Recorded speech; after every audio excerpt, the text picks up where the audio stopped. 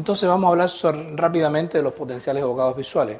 En la charla introductoria les comenté de que este es el registro electrofisiológico no de la retina, sino del resto de las vías visuales, sobre todo la corteza occipital. De hecho, el potencial que recogemos se genera en la corteza occipital, pero para que haya una buena señal acá, tiene que haber también una buena actividad o una buena función de la retina y las vías visuales. El el potencial evocado visual puede ser obtenido por estimulación de luz difusa o por estimulación de patrón.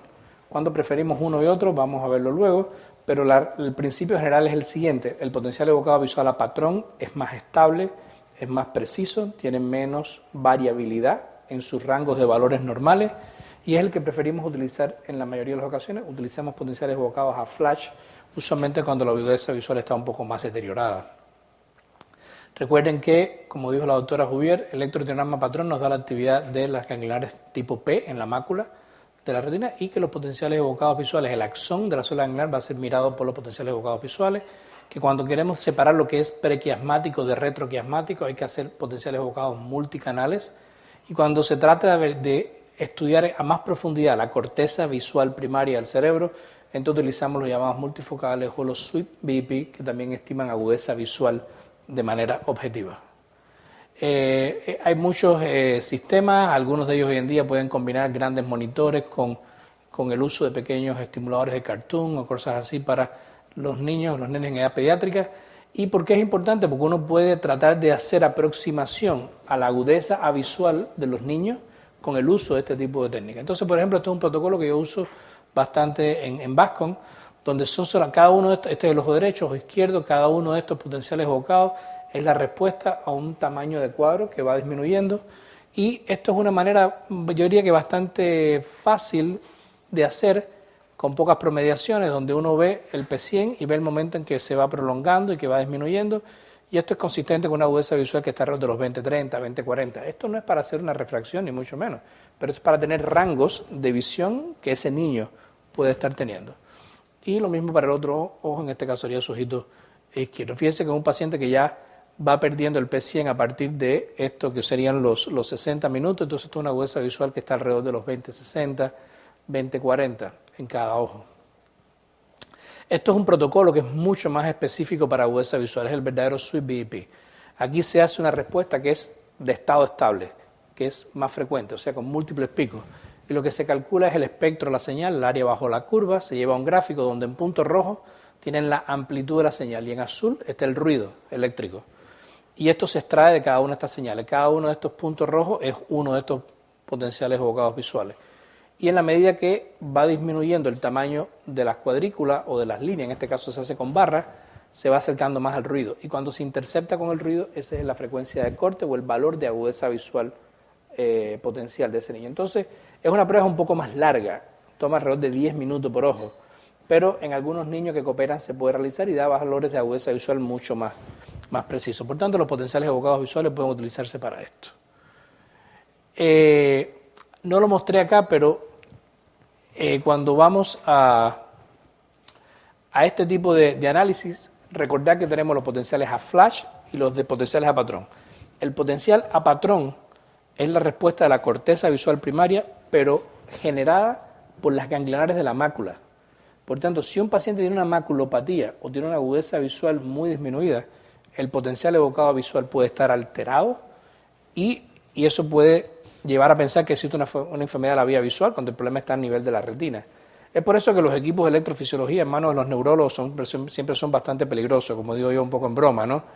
Y es que empiezan a poner cable, empiezan a hacer potenciales evocados, da alterado y al final a lo mejor lo que tiene es un problema refractivo y nunca nadie lo refractó bien para darse cuenta que es un miope, ¿okay? O que tiene una degeneración macular relacionada con la edad y que me va a afectar la mácula y por tanto me va a alterar el potencial evocado. Eso no es una enfermedad de la vía visual ni del nervio óptico, es una enfermedad de la retina. Por eso es que estos equipos de interpretación, en mi opinión, debe estar en manos de oftalmólogos o de personas que estén bien entrenadas en este campo. Ahora, el potencial evocado a flash, el que se genera por un flash, también caracteriza la vía visual, pero los que contribuyen, las ganglionares que contribuyen más a esa respuesta son las de la retina periférica. Por tanto, eso es una diferencia importante. Si un niño tiene, por ejemplo, una retinosis pigmentaria o una amaurosis congénita de Leber y le hacen un potencial evocado visual a flash, es muy probablemente esté más prolongado que incluso una patrón. Una patrón pudiera estar normal porque muchas veces la visión central en la retinosis pigmentaria está preservada, sin embargo la periferia está tomada y entonces esta es la consecuencia. Igual, no usamos potenciales evocados para retinosis pigmentaria, pero acá el doctor me estaba comentando de que le envían muchos pacientes para screening de agudeza visual con potenciales evocados visuales. Y yo pienso que eso es bastante peligroso porque hay que tomar en cuenta que los potenciales evocados toman mucho tiempo en madurar y no existen valores normativos, bases de datos normativas serias para eso. Las tres modalidades de potenciales evocados visuales son a luz difusa, a patrón, y dentro del patrón se divide en dos, lo que se llama el pattern reversal, que uno se convierte en negros y blancos, los cuadritos, y el otro que es presentación, es que se presenta el patrón y se quita. Esos dos maduran mucho más tarde. Estamos hablando de que el pattern reversal no alcanza su validez de madurez hasta los 17 años aproximadamente el individuo. ¿Okay? El de pattern reversal un poco más temprano, alrededor de los 6-7 años, y empieza a tener valores más estables. Por tanto, hacer un screening visual basado en potenciales evocados visuales a mí nunca me ha parecido una buena idea. Ahora, quizás haya una salvedad y es para diagnosticar un niño ciego. Si ustedes quieren saber si un niño ve o no ve, y ya tiene alrededor de 1 año, 2 años, un potencial evocado a flash puede ser útil, porque si usted tiene un pico, aunque sea malo, algo de percepción luminosa recibe. Y eso no te pasa solamente a ti en Colombia, me pasa a mí en Miami, que me mandan pacientes para decir, ¿ve o no ve?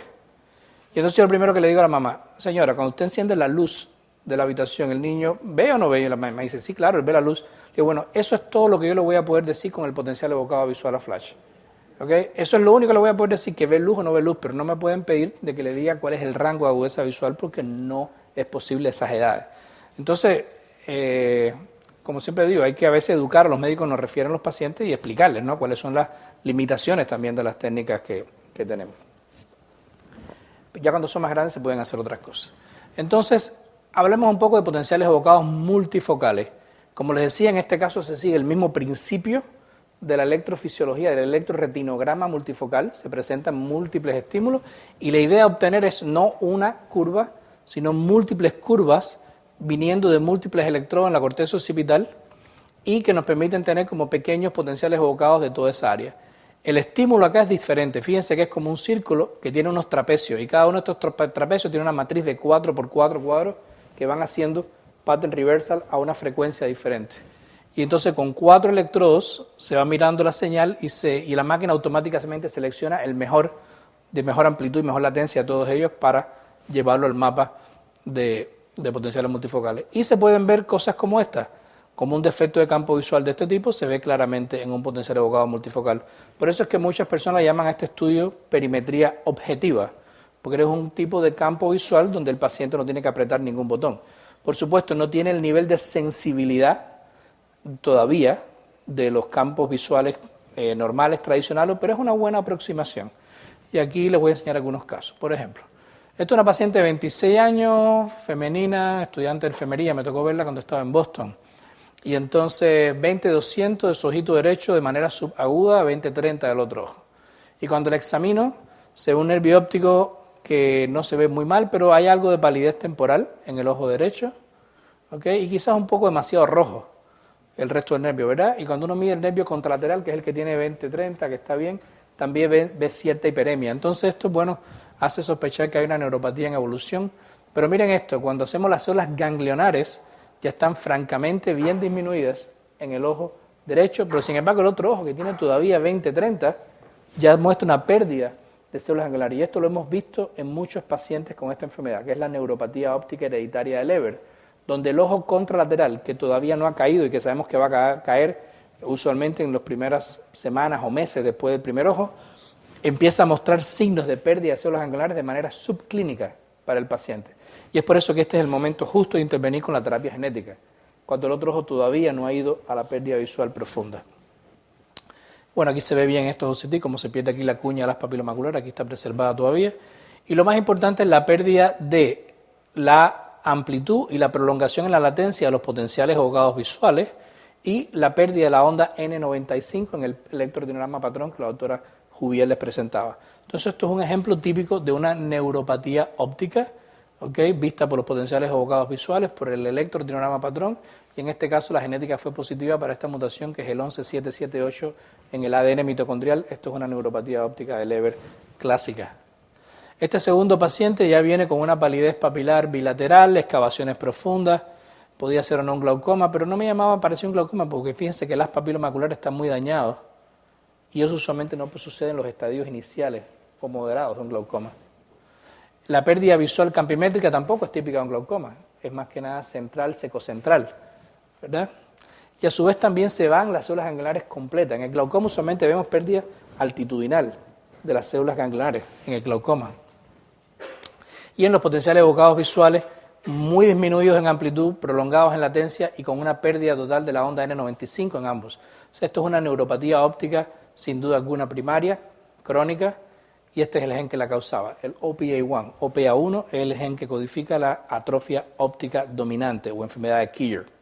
¿Okay? Entonces, aquí el diagnóstico es bien, y la electrofisiología es muy clara en decirnos de que esto está afectado y está bastante afectado y que esto es viejo, esto es crónico, esto no es nada que esté pasado de manera aguda en este momento. Esto es un tercer caso, este paciente lo ven y tiene clásicos drusen de nervio óptico, ¿verdad?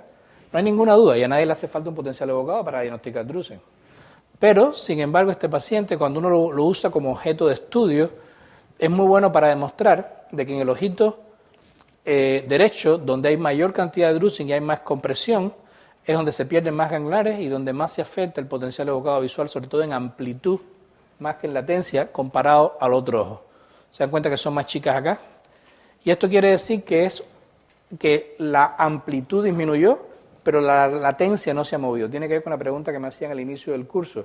Esto no es una enfermedad desmielinizante, porque estaría afectando la latencia. Esto es una enfermedad que está disminuyendo el número de axones y por tanto cae la amplitud de la señal. Y la electrofisiología es muy bueno para demostrar esto también. Esto es un paciente que tenía dos entidades. Tenía una neuropatía óptica compresiva por una orbitopatía histiroidea y además tenía una esclerosis múltiple. Y entonces la electrofisiología de este paciente es un poco compleja, porque tiene un poco de pérdida de las fibras superiores en el OCT acá, pérdida de las ganglionares de este lado, y entonces fíjense cómo las latencias están disminuidas, o sea, las latencias están un poco aumentadas, pero la amplitud está disminuida. Entonces la parte que tiene que ver más con amplitud es la parte más del síndrome compresivo, de la parte tiroidea, mientras que la que tiene que ver con la latencia es más la parte de la esclerosis múltiple. Entonces este es un paciente que tiene un daño combinado de sus vías visuales por dos enfermedades diferentes y la electrofisiología lo ve muy claramente. Esto es un paciente que es muy interesante porque viene a la consulta, bueno, ya ahí les enseñé el tumor ya, pero viene con esta pérdida de los campos temporales que no es muy completa, no es una hemianopsia completa. ¿Okay? Y este paciente se le hace un estudio por potenciales evocados, pero en este caso por hemicampos. ¿Okay? Y entonces cuando estimulo los hemicampos temporales, pues no hay respuesta. Sin embargo, los nasales hay algo de respuesta. ¿Okay? Y esto corresponde con una pérdida binasal de las ganglionares en el OCT, y esto claramente es la expresión electrofisiológica de este tumor cerebral que está afectando al paciente. Así es como usamos los potenciales evocados. Esto es un paciente también con otra neuropatía óptica hereditaria, en este caso un Leber también, con las mismas características, más de un lado que del otro, disminución de la onda N95. Esto es una neuropatía óptica tóxico-nutricional, ¿okay? Tabaco alcohólica. ¿Okay? Y esto da un patrón crónico con pérdida de las células ganglionares y absoluta pérdida de la N95 en el electrodiorama patrón. Esto es un proceso crónico, es un proceso viejo y corresponde exactamente con lo que estamos viendo. Esto es un paciente con una maculopatía y aquí le voy a enseñar algunos potenciales evocados multifocales. No es que haga falta un potencial evocado multifocal para esto, pero sino solamente se los traigo para que vean la correspondencia entre lo que vemos en el Humphrey y lo que podemos ver en el potencial evocado multifocal. ¿Okay?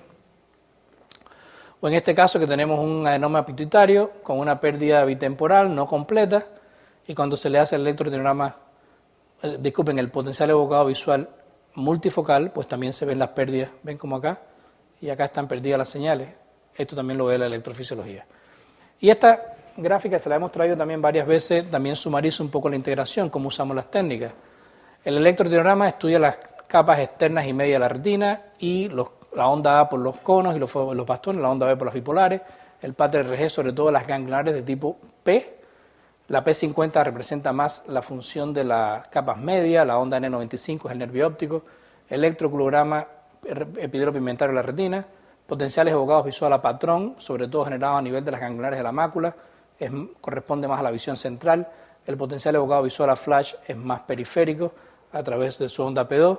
Y este algoritmo yo creo que ya la doctora Juvier se los había mostrado antes, cómo vamos armando los diferentes patrones de pérdidas de electroretinograma multifocal, potenciales evocados o RG, para entonces diagnosticar diferentes tipos, niveles o topografías en la vía visual. Esta tabla, una vez más, se las recomiendo porque esta es una tabla que de hecho es generada por la Sociedad Internacional de Electrofisiología y es sobre las indicaciones fundamentales de los estudios electrofisiológicos. Y con esto entonces terminamos la parte de los lectures. ¿Okay?